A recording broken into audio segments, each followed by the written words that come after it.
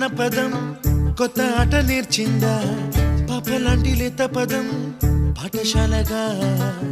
కూనలమ్మ జానపదం పల్లె దాటి వచ్చిందా చవళిల జానతనం పాట చూపగా కుంచెలో దాగే చిత్రాలు ఎదురొచ్చేలా అంతటా